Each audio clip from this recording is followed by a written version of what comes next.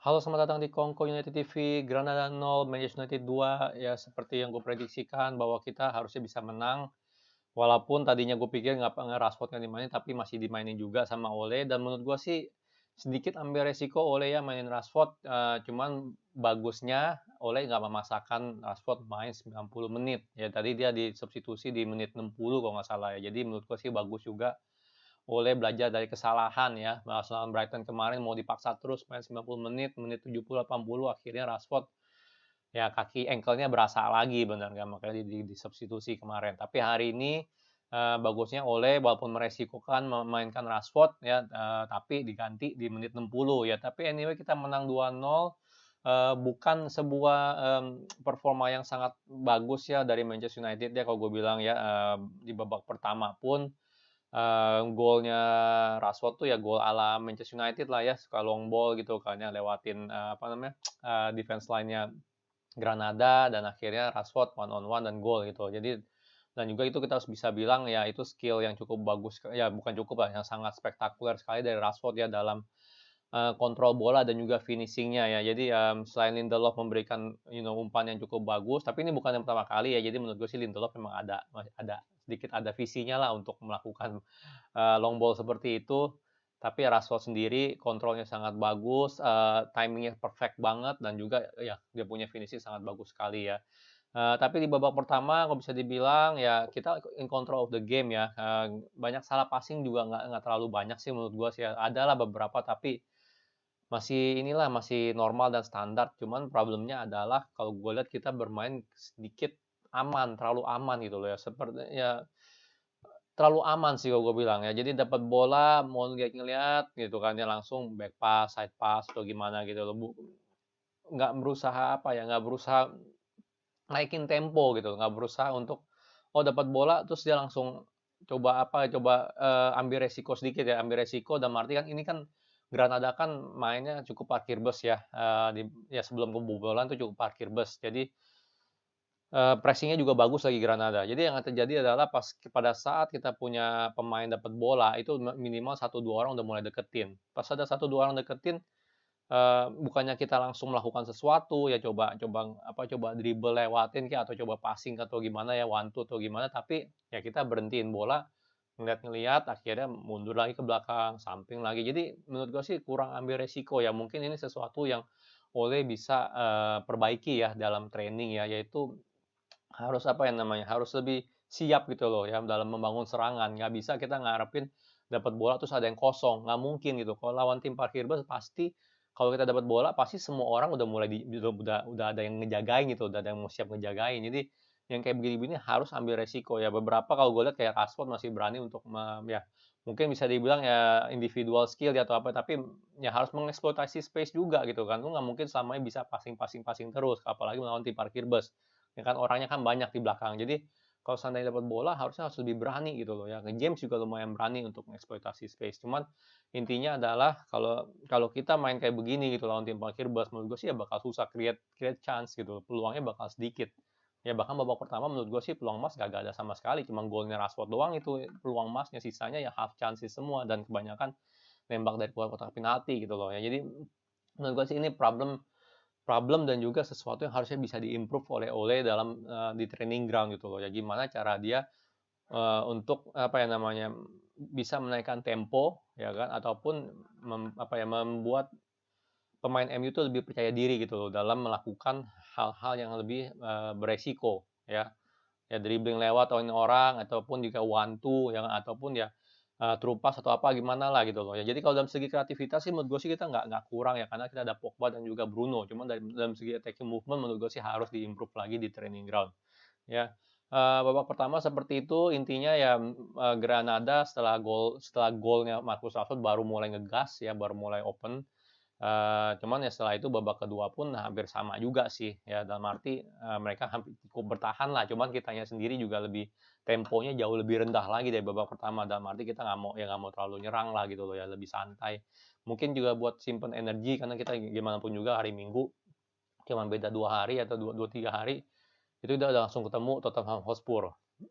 Jadi kalau Manchester United main seperti ini gue nggak terlalu gue nggak terlalu kritis gitu. Kali ini gue nggak terlalu kritis. Kenapa? Karena sekali lagi kita perlu menyimpan energi pemain ya. Kalau kita main dengan tempo cepat, kita kalau main dengan temponya dengan urgensi untuk buat ngegolin itu pasti kan stamina lebih terkuras gitu kan. Dan gue nggak mau gitu untuk melawan Granada di mana kita udah unggul segala macam, menurut gue sih itu nggak perlu dilakukan, dan bagusnya Ole nggak melakukan itu ya. Dan jujur kalau di game-game lain pasti gue udah kata-katain gitu, kenapa main kayak begini, cuman kan lawan Granada kita udah unggul, udah ya nextnya kita main di Old Trafford, jadi gue merasa oh ya udahlah, nextnya kita lawan Tottenham, open main sedikit, benar nggak di babak kedua Manchester United main seperti itu, main lebih lambat temponya, menurut gue sih itu oke-oke aja gitu ya, karena gimana pun juga kita bakal lawan Tottenham Hotspur di Liga, dan itu penting ya kan, menurut gue walaupun kita nggak bisa juara dua itu ya itu ngebangkitin moral lah ibaratnya ya. Jadi gol kedua ini cukup mengagetkan ya, walaupun penalti ya. Kenapa penalti mengagetkan ya, orang ngatain gue lebay kali ya, tapi kenapa, karena gue melihat nih wasit nih cukup lebay gitu, sama sama pemain Granada cukup lebay ya, senggol dikit jatuh sampai guling-guling teriak-teriak, dan wasit mungkin nih tipe-tipe wasit panikan kali ya, ngeliat orang guling-guling teriak-teriak langsung prit gitu ya. Mungkin ya, mungkin. Karena gue lihat nih wasit selalu gitu loh.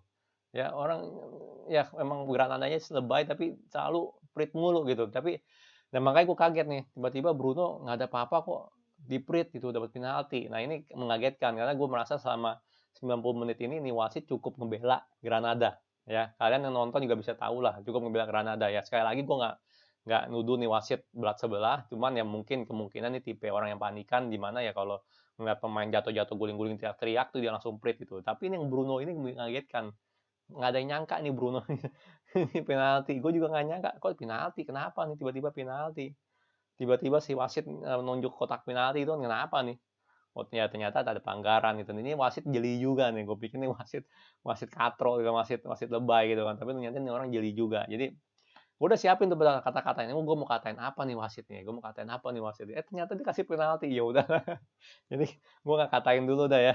Cuman anyway penaltinya itu menurut gue sih sedikit ini ya, kurang bagus diambil Bruno ya. Bruno ini akhir-akhir ini ambil penalti udah lumayan apa ya, goyang ya. Kayak selalu ngarahin ke kiri mulu, ngarahin ke kiri mulu. Kelihatannya udah kebaca nih kalau Bruno ambil penalti nih. Menurut gue sih nextnya harus hati-hati nih kalau Bruno ambil penalti, bisa jadi dia miss nih kalau bilang ya.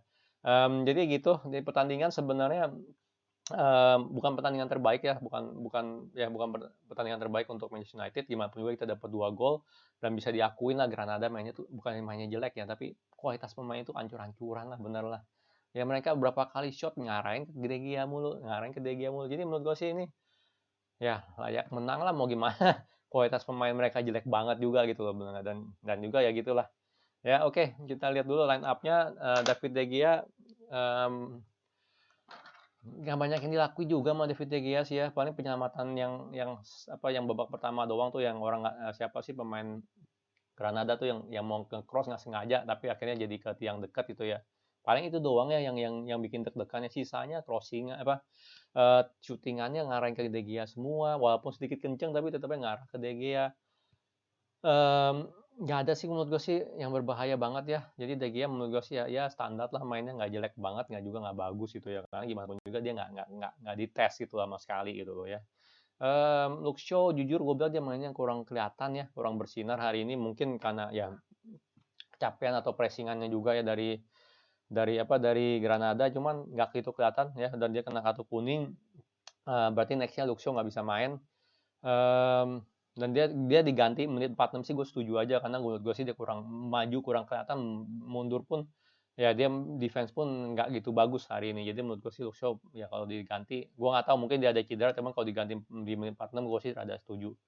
Harry Maguire main drop, menurut gue mainnya cukup bagus ya, gimana pun juga hari ini kayak Maguire cuma blunder sekali ya, cuman yang dia mau intercept nggak dapet, akhirnya posisinya 3 lawan 2 ya kalau nggak salah, Granada 3 orang lawan 2 orang, tapi Lindelof bisa berhasil mematahkan counter attack itu. Jadi menurut gue sih 2 orang ini mainnya cukup bagus. Maguire cuman sedikit doang lah ya blunder, cuman ya gitu, tapi dia juga kena kartu kuning, nextnya Maguire nggak bisa main ya. Wan Bissaka ya standar lah ya, mungkin nggak gitu kelihatan juga ya kalau gue bilang.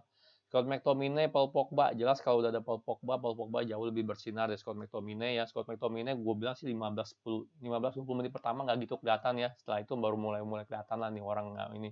Cuman jelas ya kalau ada Paul Pogba ya udah pasti Paul Pogba lebih jadi senternya gitu, lebih jadi jenderalnya di belakang gitu kalau gue bilang, bukan Scott McTominay. Ya jadi Scott McTominay mainnya menurut gue standar ya, nggak jelek banget juga nggak bagus lah, nggak bagus sih nggak gitu, teman nggak jelek gitu ya, oke lah. Paul Pogba, ya kalau nggak ada Paul Pogba ya kita punya jembatan ya rapuh gitu. Jadi kalau menurut gue sih Paul Pogba juga standar lah, walaupun dia nggak gitu banyak kelihatan, tapi dia punya passing-passingan, dia punya through pass sama long ball ya akurat gitu loh, benar nggak cukup akurat, cuman kita nggak bisa eksploitasi aja gitu loh. Ya Marcus Rashford, dia golnya sih bagus menurut gue ya, ya ala Rashford lah, ala kita lah, dengan long ball ke Rashford. Rashford kontrol, finishing, dan gol itu ya menurut gue sih kagetin sih, benar nggak, kan lagi replay tiba-tiba ada gol gitu. Akhirnya sih untung dikasih lihat gitu kan golnya. Tapi anyway Rashford ya bagus juga sih, kalau gue bilang sih dia nggak ada ini ya, nggak ada kayak apa sih, kakinya itu nggak ada apa-apa gitu kalau gue lihat, selama dia main nggak ada kayak kesakitan atau apa. Jadi semoga aja dia nggak cedera lah ya, karena kita perlu banget dia punya speed, dia punya finishing, dia punya kualitas di pas lawan Tottenham nanti ya.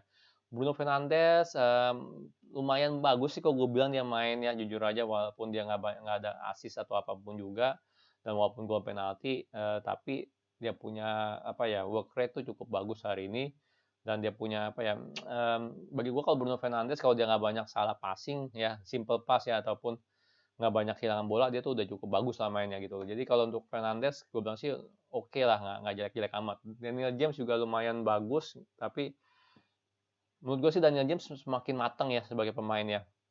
Gue lihat dia crossingannya tuh lebih matang, dia punya keputusan tuh lebih bagus ya di beberapa pertandingan terakhir. Jadi gue lihat sih Daniel James sih masih bisa berkembang lah, harusnya masih bisa berkembang.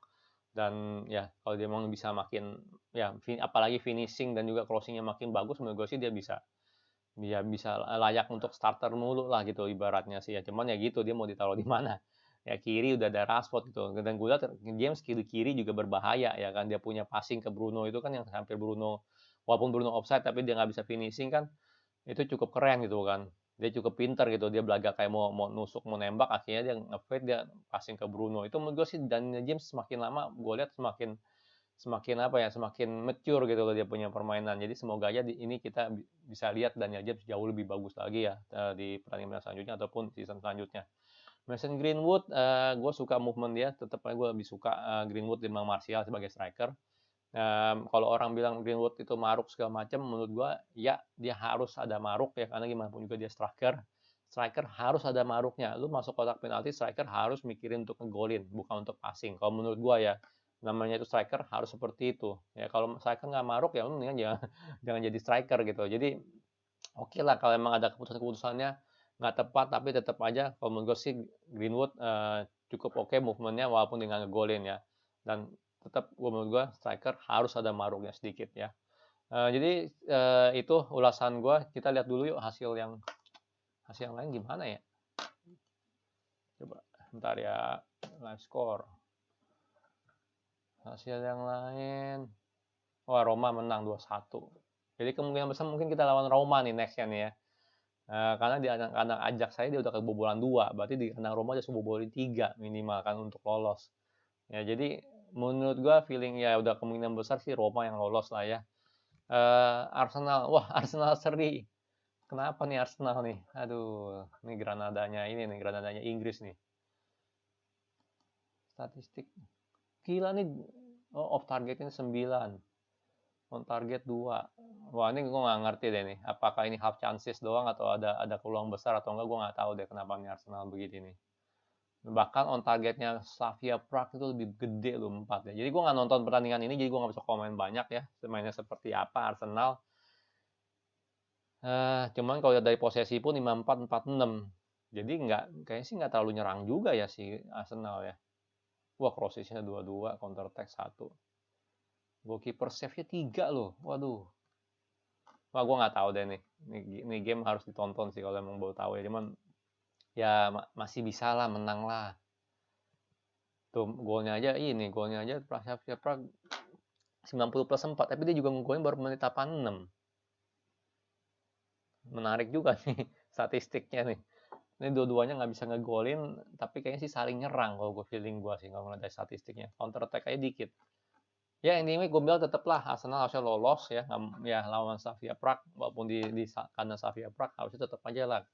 Kualitas pemain Arsenal kan jauh lebih bagus gitu, nggak ada Saka, ada Aubameyang nggak dimainin ya dari awal. Jadi menurut gue sih harusnya ya inilah bisa menang lah ya. Anyway, sekian ya video ulasan Granada melawan Manchester United ya. Kalau suka jangan lupa like, subscribe, and thank you for watching.